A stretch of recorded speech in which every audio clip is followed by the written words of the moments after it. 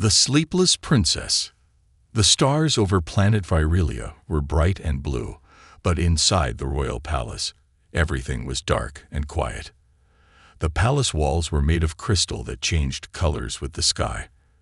But tonight, the walls stayed gray.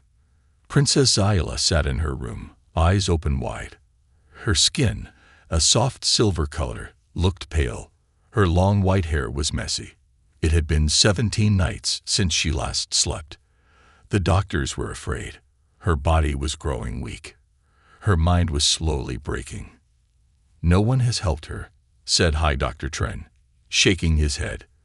"We tried every mind crystal, every dream healer, every psychic potion. Nothing works." King Varn stood tall beside his daughter's bed, but his face was tired. "Then find someone who can," he whispered. "Anything. Anyone." The queen was crying.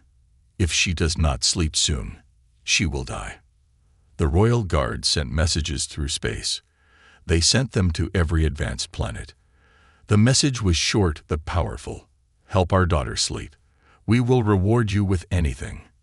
Far away, on a small space station floating near a red moon, a human named John Rivers was drinking cheap coffee. He was a simple man. He wasn't rich. He wasn't powerful. But he had one special skill. He helped people with their dreams. He worked as a sleep psychologist. Not many needed him on the station, so he spent most days reading or fixing his old equipment. One morning, his message pad blinked red. "Urgent royal request. Sleep specialist needed. Planet Virelia. Patient Princess Zyla. Human methods welcome. Payment unlimited." John raised his eyebrows. "A princess," he said out loud. "They want a human to help an alien royal." He read the message again. Most people would think it was a joke, but he felt something strange in his chest, curiosity, and a little bit of hope. The next day, John packed his bag. He didn't have much, just a few dream devices, a music player, and an old book of Earth lullabies. When he landed on Virelia, the guards looked at him like he was a joke. You are the dream expert." One guard laughed. "You are so small." John smiled. "I'm not here to fight. I'm here to help."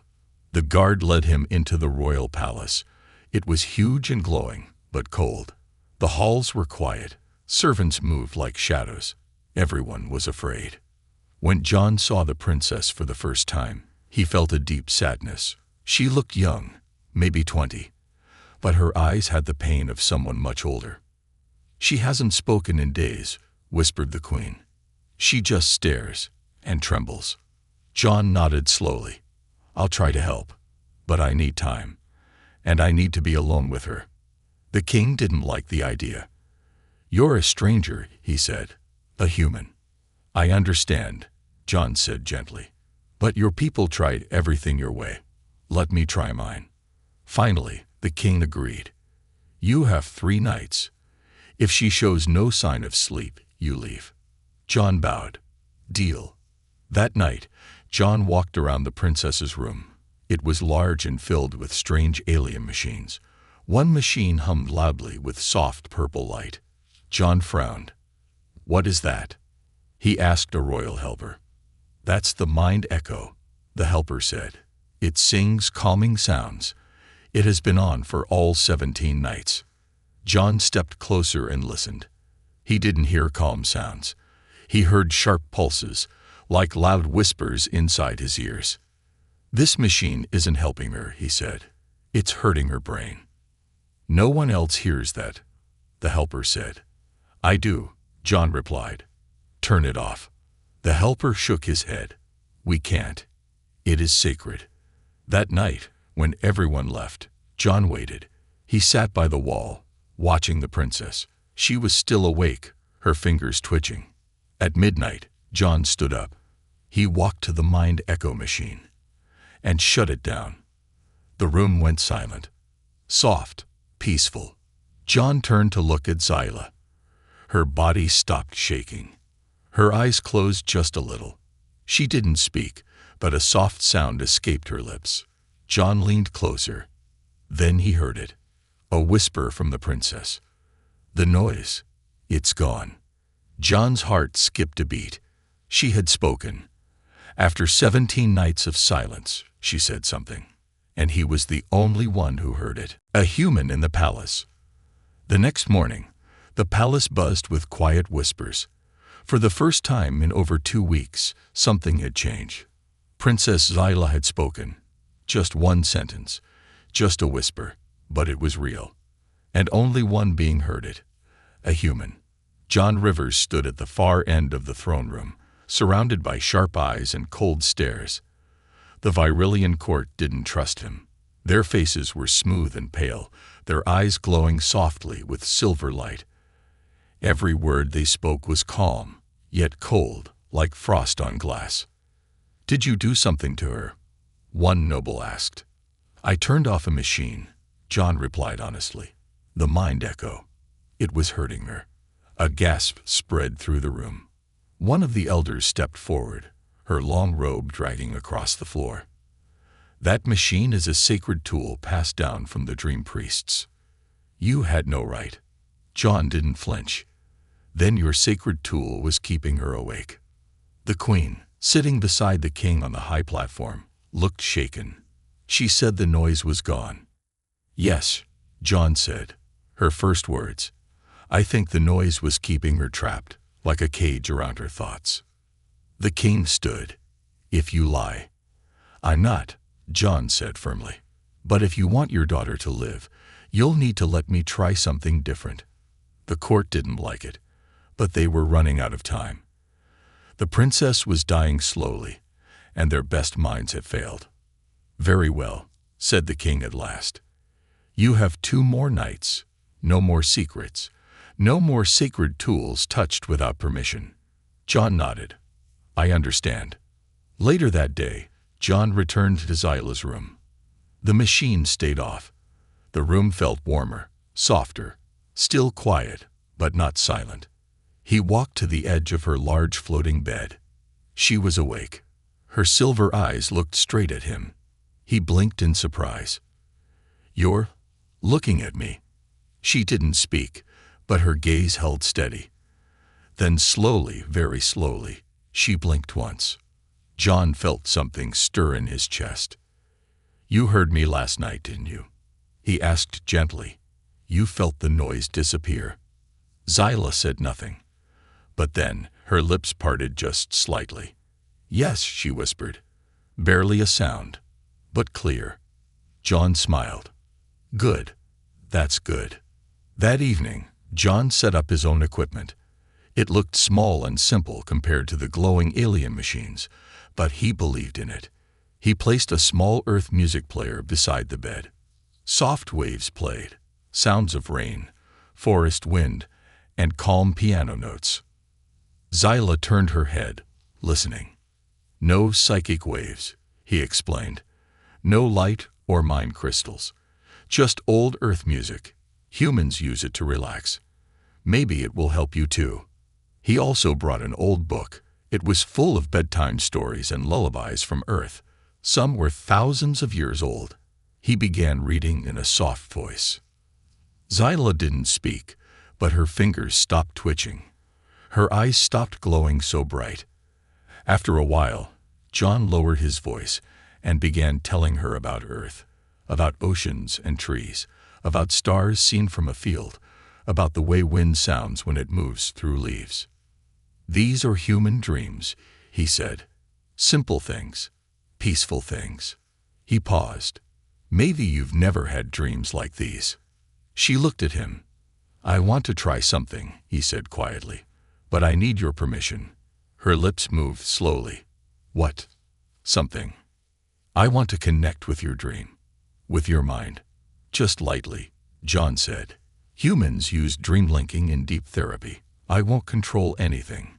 Just walk beside you." Zyla hesitated. In her culture, dream connection was sacred and dangerous. But she was tired. She was breaking. "Try," she whispered. John gently placed a soft silver patch on his temple and one on hers. His device hummed softly, sensing brain patterns. The link opened. At first, John saw nothing. Just darkness. Then, colors. Blues, purples, soft waves of floating shades. He saw memories, not his own. Giant silver buildings in flames, screaming voices, running feet. A child crying. A woman shouting a name. Zyla. It was her memory. Pain. Loss. Guilt. Her dream was a storm. She was stuck inside it. Running. Hiding. Afraid. John focused his voice inside the dream. You are not alone anymore. Suddenly, she turned. Her dream self looked different, wearing armor, glowing with fear and sadness. John stepped forward. I'm here. She reached out. John woke up first. His head was pounding, but his heart was racing. Zyla was still asleep, but her face was calm. Her breathing was even. Her fingers were still. The royal helper rushed in. Is she? She's sleeping, John said, a little breathless. For how long? He checked the time. 37 minutes. It wasn't much, but it was something. When the king and queen heard, they couldn't believe it. She slept. The queen whispered, hope rising in her voice. She did, John replied. It's not over, but it's a start. One noble scowled. What are you doing to her, human? What tricks? No tricks, John said calmly. Just dreams. The king looked at him for a long time. If you succeed, there is nothing we won't give you. John looked back at the princess, still sleeping peacefully. I don't want anything, he said softly. Just let me help her. But outside the room, in the shadows of the palace, someone else was listening. A royal advisor whispered into a hidden communicator.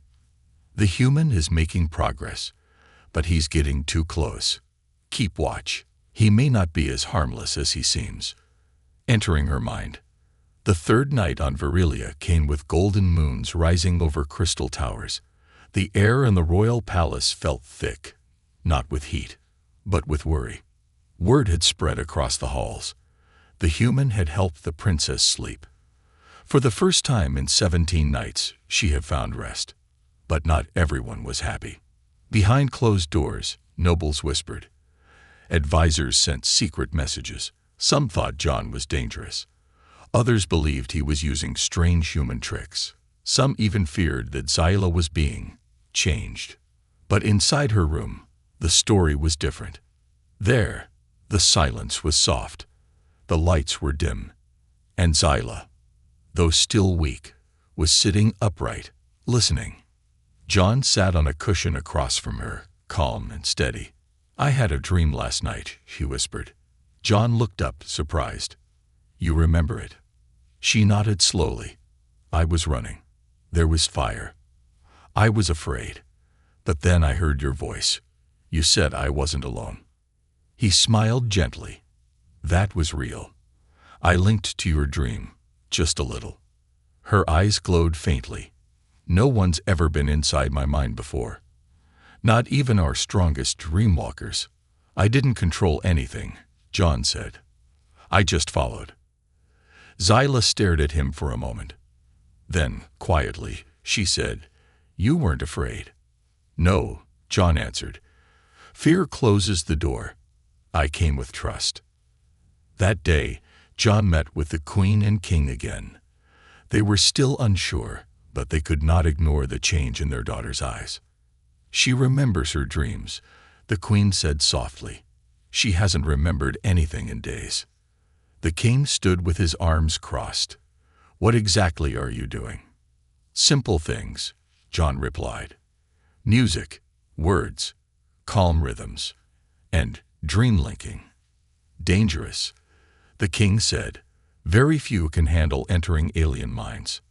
John nodded. That's true. But human minds work differently. We're built for stories, for dreams. We carry emotions and images, and sometimes we heal by sharing them. The queen looked curious. You dream to heal? Yes, John said. It's how I helped soldiers back on Earth. People who saw war, death, things they couldn't forget. Dreams helped them find peace again. The queen's lips parted. You think our daughter saw something terrible? John looked down. Yes, I saw it in the corner of her dream. Fire. Screams. A name shouted again and again. The queen closed her eyes. She lost her sister in a battle. No one talks about it. She talks about it in her dreams, John said softly. That night, Zyla asked him, "Can we go deeper?" John looked into her eyes. "Are you sure?" "If I don't face what's inside me," she said, "I'll never sleep without you. I'll always be afraid." John nodded. "Then we go in together." He connected the patches to their temples again. This time, he added a third device, a dream stabilizer. It would keep their link strong but safe. "Close your eyes," he whispered. And the world disappeared. John opened his eyes inside the dream. He stood on a cracked field of glass. The sky above was black, but glowing symbols floated like stars. The air was heavy with sorrow. "This is your dreamscape," he said aloud. "Yes," came Zayla's voice behind him. She appeared in glowing armor, her eyes sharp but filled with pain. "This is where I come every night," she said. "This is where the fire began." The ground trembled. John looked up. A memory rose from the earth like smoke. Tall towers burning, ships exploding in the sky, people running, screaming. Zyla grabbed his hand. "I told them to attack first," she whispered. "I thought it would save lives. But I was wrong. My sister was on one of the ships." John felt her pain flood the dream. Images twisted around them. Flames rose higher. "I see now," he said. "You blame yourself." "I do," she whispered. "Every night." John took a deep breath. "Then let me show you something." He closed his eyes. The dream around them shimmered, changing. Suddenly, they stood on a green field on earth. The sky was blue. Birds flew overhead. A child laughed somewhere. Zyla gasped. "What is this?" "This is my memory," John said. "This was where I learned to let go. After the war on Earth, I came here. I sat in silence for days, and I forgave myself." She turned to him. "How?"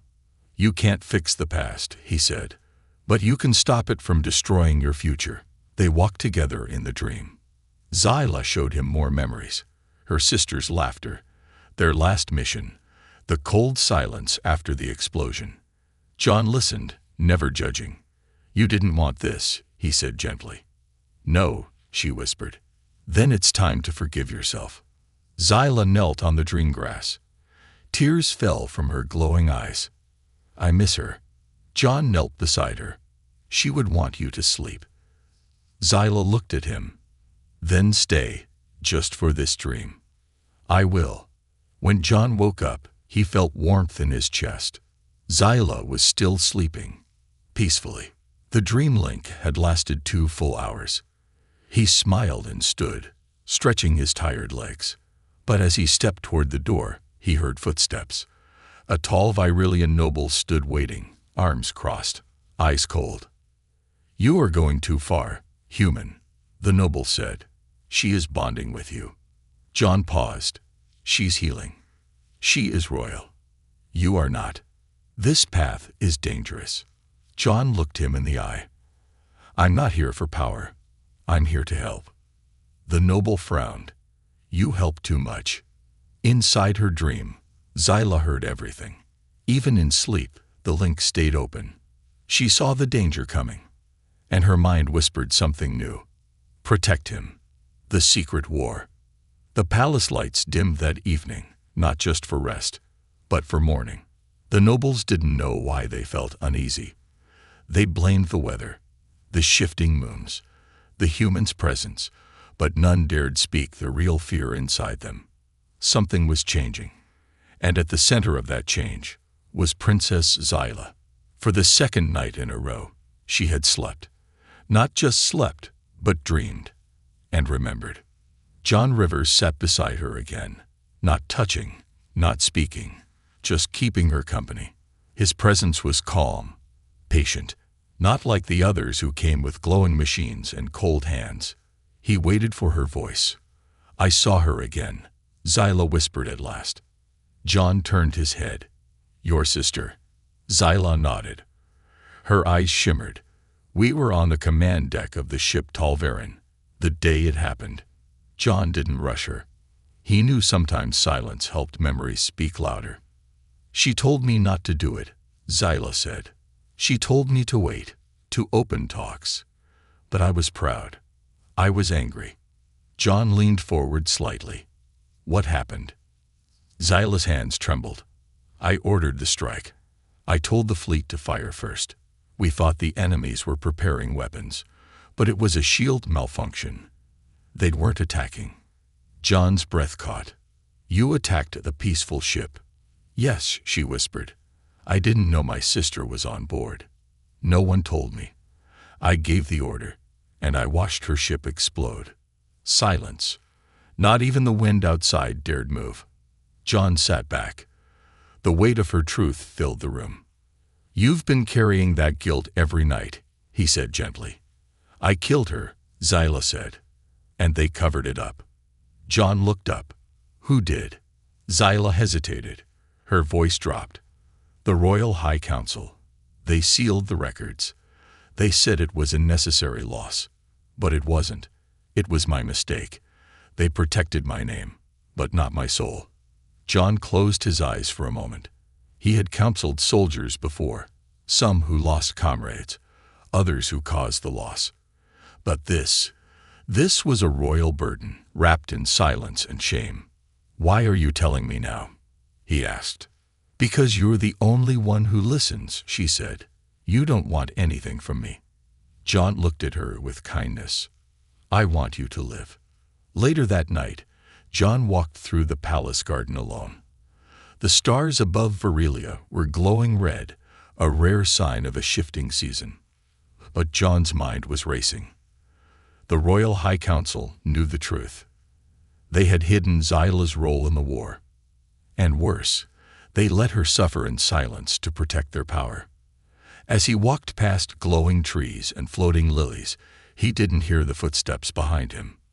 But he felt the strike, a sharp sting to his neck. Darkness swallowed him in seconds. John woke in a cold, silent chamber.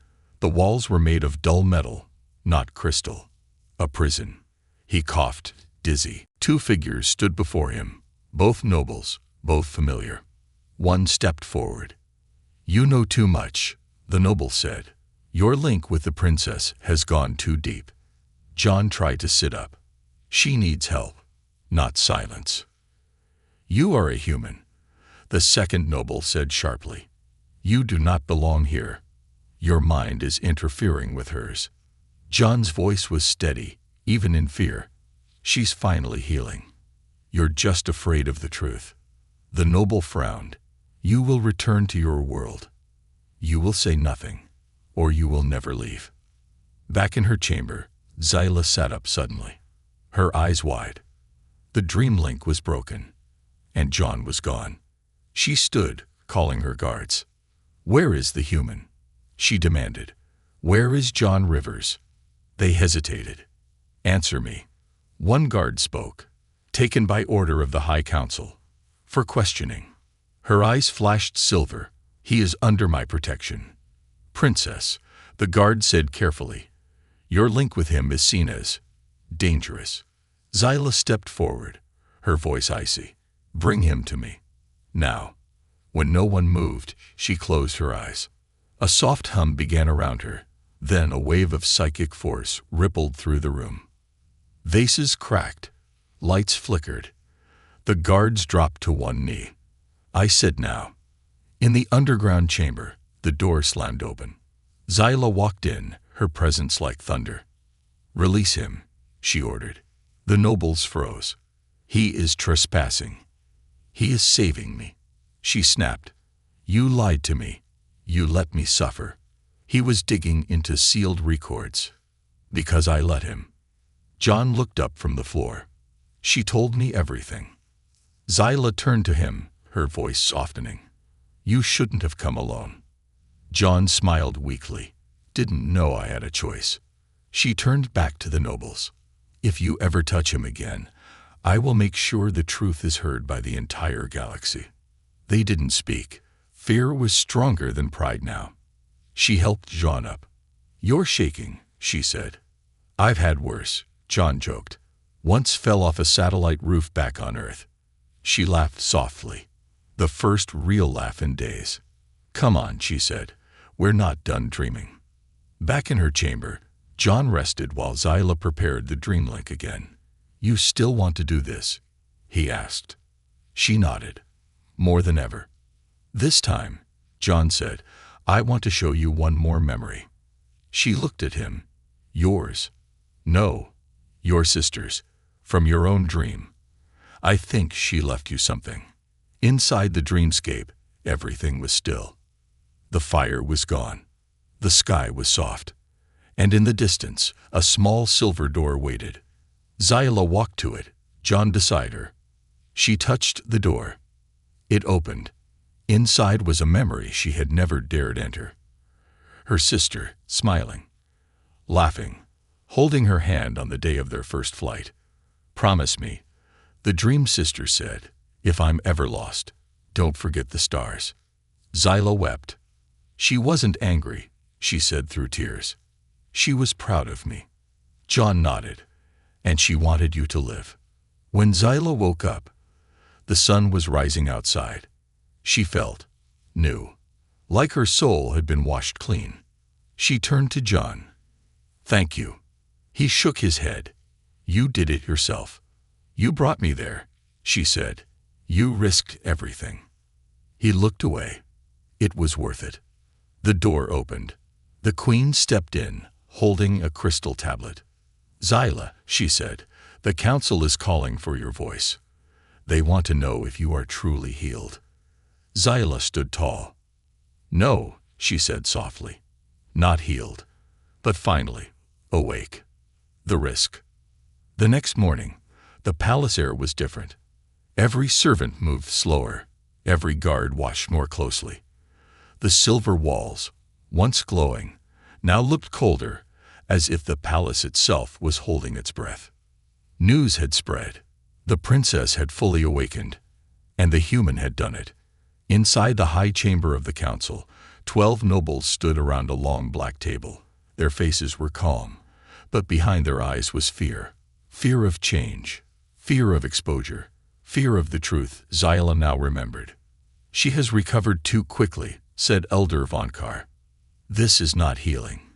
It is manipulation. The human brought her back, said another. We did not. She knows about the war, someone whispered.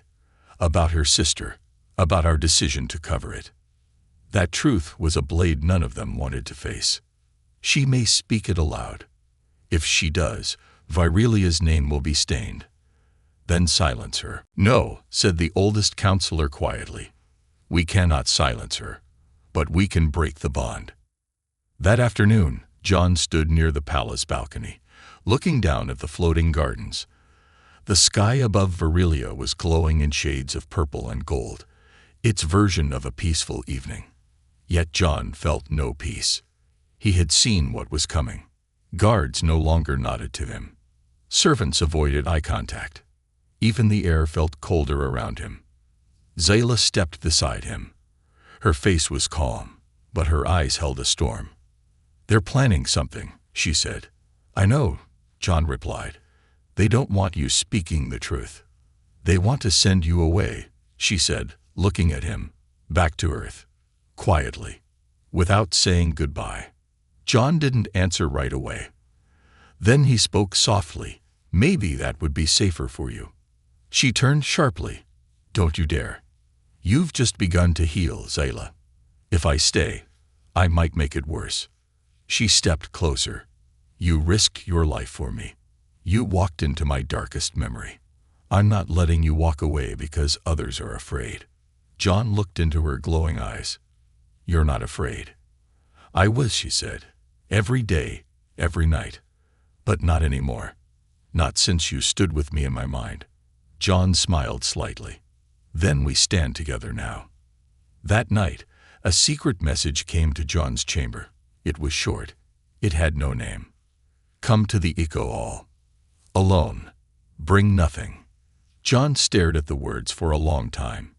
It was a trap. Of course it was, but something told him to go. And he did. The Echo Hall was empty when John arrived. Its silver walls flickered with soft light.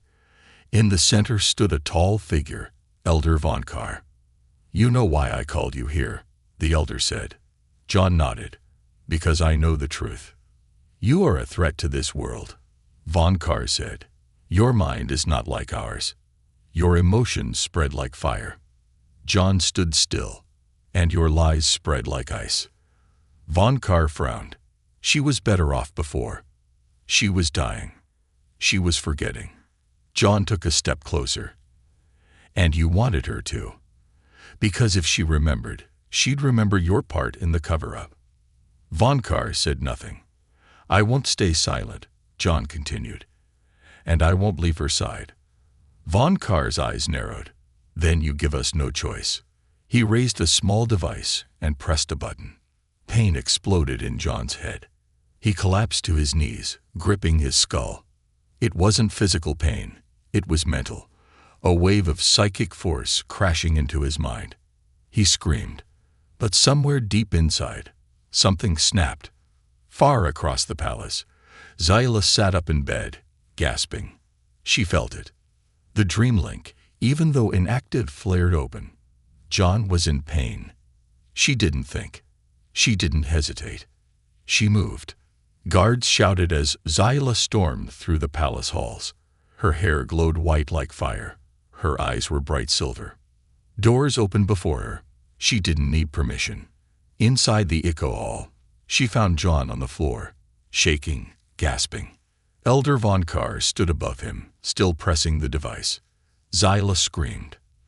The walls trembled. Von Carr turned in time to see her raise her hand.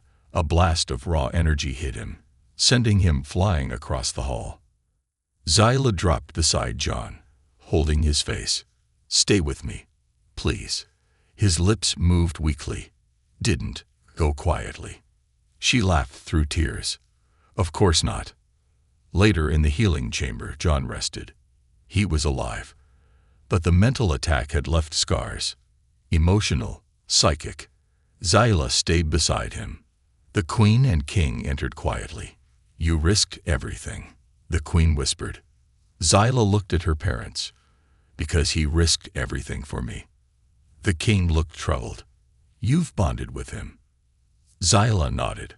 Not by royal law. Not by custom. But in soul, yes. The queen stepped forward. Then you must choose. Zyla's eyes narrowed. Choose what? If you speak the truth, the king said, the council will fall. War leaders will be exposed. Virilia's strength will look like shame. Maybe we need to look ashamed, Zyla said coldly. Her mother touched her arm. If you do this, they will never forgive you. They may even try to remove you. Zyla looked at John. He was still sleeping, but peaceful.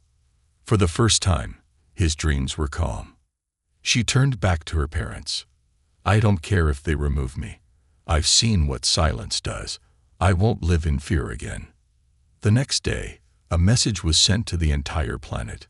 It was a broadcast, live, raw, and without edits. Princess Zyla stood alone, her voice steady.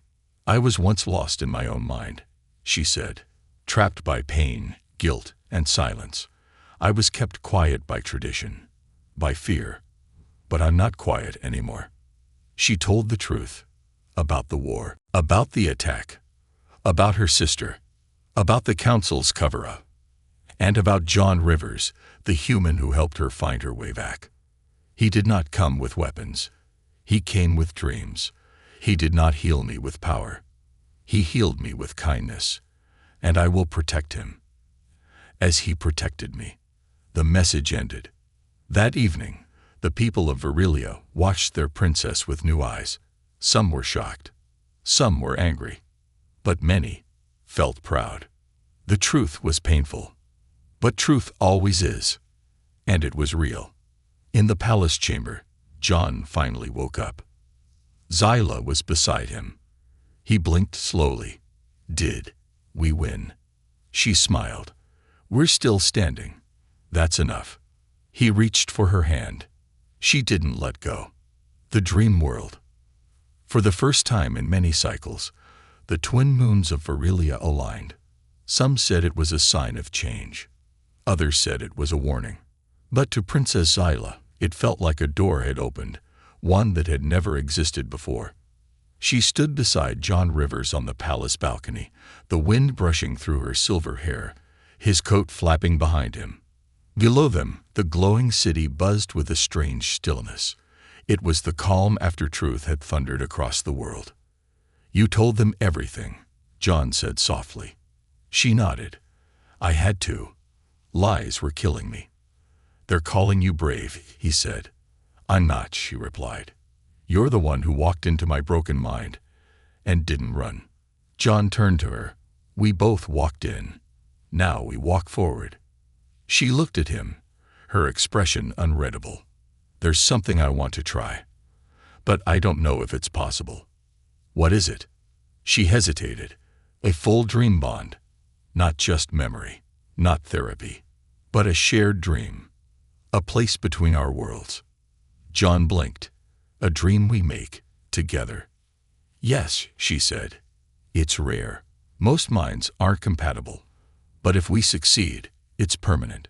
The bond will stay, even when we're awake. John's heart skipped.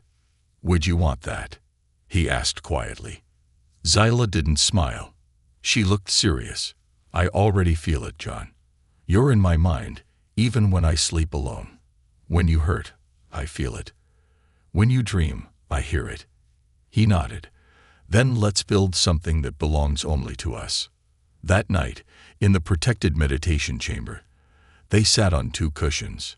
No machines, no guards, just silence, candlelight, and the sound of their breathing. Zyla reached into a small crystal box and took out 2 dreamstones, ancient relics used by her ancestors to enter deep dream space. No one had used them for centuries. It was said the stones could connect hearts beyond time and memory. She handed one to John. It might not work, she warned. Your mind is human. Mine is Virilian. John held her gaze. Then we'll meet in the middle. They each placed the stone on their temples. Then they closed their eyes. The world fell away. First came the silence. Then light. Not bright or blinding, but warm, golden, soft. John opened his eyes and found himself standing in a forest. But it wasn't like Earth or Virilia. The trees shimmered with silver leaves, and the ground pulsed with slow light, like breathing. Where are we? He asked aloud.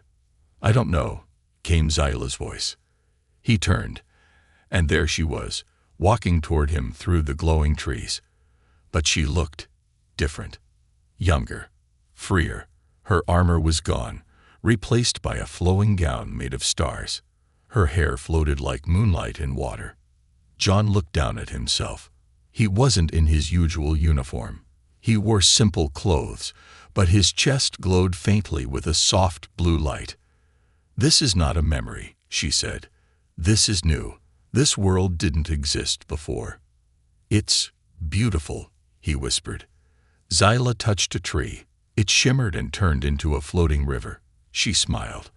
We are building this place, she said, with thought, with feeling.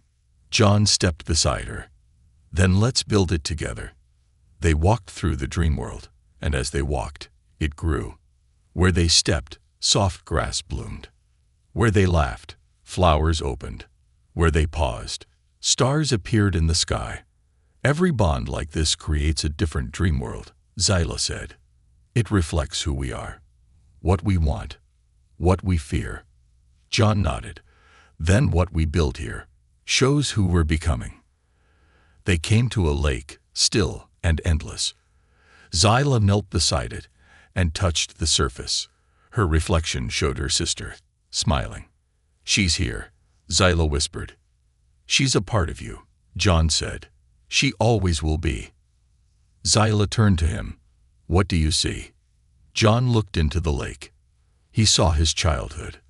A small boy, lost in war, running through ruins, hiding under broken walls. Then, a gentle voice, a lullaby from a mother he barely remembered.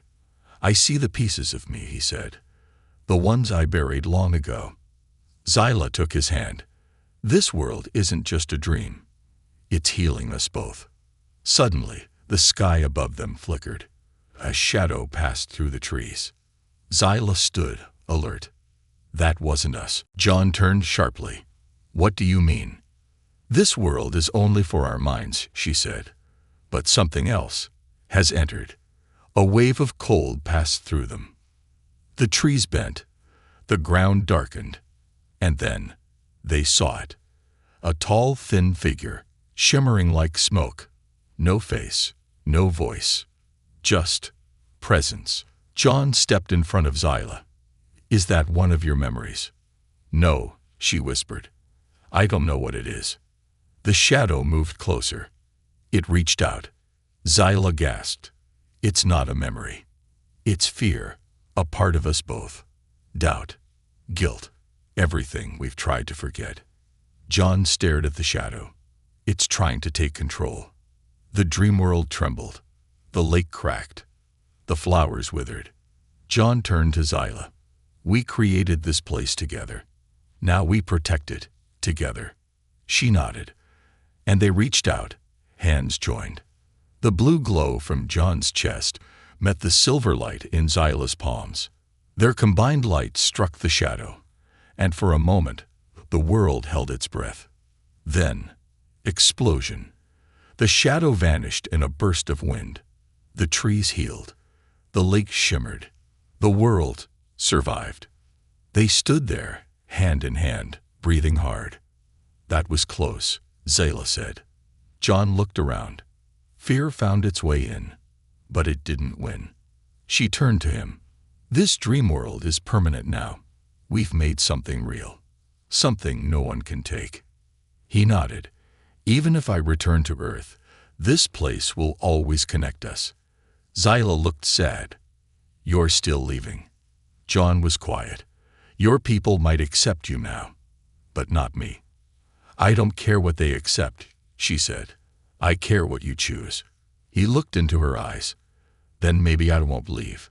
She smiled, truly smiled. Back in the real world, their eyes opened at the same moment. The chamber was silent, but they could still feel the dream between them. It was alive now, floating like a second heart. Zyla leaned against John. "We've made something impossible." He held her close. "We made it real." That evening, while John rested, Zyla stood on the palace steps before her people. She spoke not as a ruler, but as someone reborn.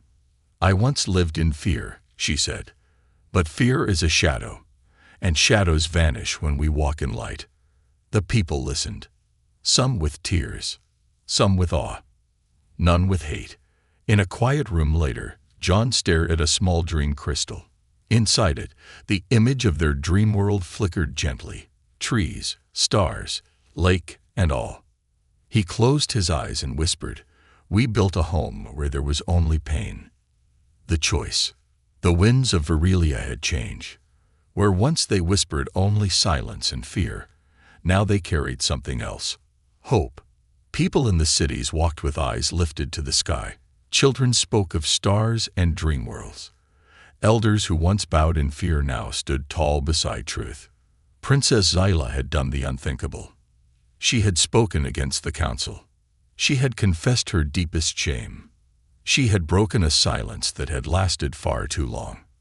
And beside her, a human had stood, unshaken. John Rivers sat on a stone bench in the palace garden. Above him, the sky glowed in soft gold as the two moons passed each other like old friends. He was quiet, watching light ripple across the lake. In his hands was the dream crystal, still glowing faintly with the world he and Zyla had created. Every time he touched it, he could feel her thoughts, her feelings, her warmth. But the time had come. He had to decide. Stay on a planet where many still distrusted him. Or leave, go back to Earth, and take only memories with him. He closed his eyes and heard her voice behind him. Thinking about leaving, Zyla asked softly. He didn't turn around. Thinking about why it's so hard. She walked to his side and sat beside him. No crown, no armor, just Zyla. You were never meant to stay, she said. John shook his head. That's the thing. I was never meant to come either. But you did, she whispered. And you stayed when it mattered. He looked at her. I didn't fix you. I just listened. You saw me, she said. Truly. That's more than anyone else ever did. There was silence between them.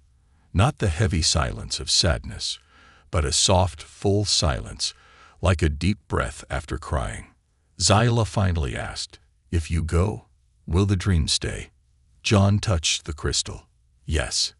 It's alive now. You can return to it any time. And you? She asked. He looked into her eyes. If I go, I'll take it with me. It will be our meeting place, always. That night, the king and queen invited John to the high hall. It was quiet. The council was gone, removed by public vote after Zyla's broadcast. Only the rulers remained. You changed something we could not, the king said. You helped our daughter return. She helped herself, John replied. Still, the queen said, you have earned a place here. If you wish to stay, we will make you one of us. John looked at them. Even if I'm not Virillian, you are bonded to our future leader, the queen said. That means something. John hesitated. And if I choose to leave? The king nodded slowly. We will not stop you, but the bond you share with Zyla is not something that ends with distance. You must both decide what that bond means. In the garden, John met Zyla again. He held out the dream crystal. I leave tomorrow morning. She said nothing. I need to return, he explained. To Earth. There are people who need me there too. Soldiers, dreamers, the forgotten. I understand, she said quietly. He looked down. But this bond, it's forever, right? Zyla stepped closer. More than forever. John blinked. Is that even possible? She touched his chest. In your world, dreams end when you wake. On Virilia, dreams begin when you open your eyes. He smiled. That's beautiful. You made me see it, she said. The next morning, the royal spaceport opened for a single vessel. John's transport stood ready, engines humming gently. Zyla stood beside him, dressed in white and silver, her face unreadable. They didn't speak much. Some feelings don't need words. As John stepped onto the ramp, he turned back. I'll see you again, he said. Zyla smiled. I know. And in the dream. I'll be waiting, she finished. They touched hands one last time. The bond between them pulsed, not with goodbye, but with promise. Then he boarded. The doors closed, and the ship lifted into the sky. Months passed. Back on Earth, John returned to his work, helping soldiers with sleep therapy, building new Dreamlink tech based on what he had learned on Virilia. He spoke of peace, not war. Of kindness, not conquest. But every night, when he closed his eyes, he returned to the dream world. The forest still shimmered. The lake still glowed. And always, Zyla was there, waiting. Sometimes, they walked in silence. Other times, they built new places, mountains, skies, even stars. They spoke about Earth, about Virilia, about pain, about healing, about the space between two worlds, and always about the bond that no one else could see, but both of them could feel. One night in the real world, John stood on the roof of a hospital. He had just finished helping a young patient sleep for the first time in weeks. The stars were bright above Earth. He touched the crystal on his wrist, now worn like a small bracelet. It pulsed once. He smiled and whispered, See you tonight. Far away, on the throne of Varelia, Princess Zyla sat with her advisors. She was stronger now, wiser, calmer. Her leadership was built not on power, but on truth. Her people respected her, not because she was perfect, but because she had broken and rebuilt. As the moonlight entered her chambers, she walked alone to the balcony, closed her eyes, and smiled. In the dream world, they met again. At the river they had shaped with laughter. Zyla touched the water. What do you want this place to be next? John thought for a moment, then said, a bridge. She raised an eyebrow. Between what? Between fear and hope. She smiled. Then let's build it. And so they did. Not with bricks, not with steel, but with memory, with trust, with every scar they had once hidden, and now wore like stars. Because in the end, it wasn't the war that defined them, not the lies, not the fear. It was the choice, to stand beside each other when no one else would, to enter the mind of another, and stay, to turn pain into a path, and to build a dream that never ends.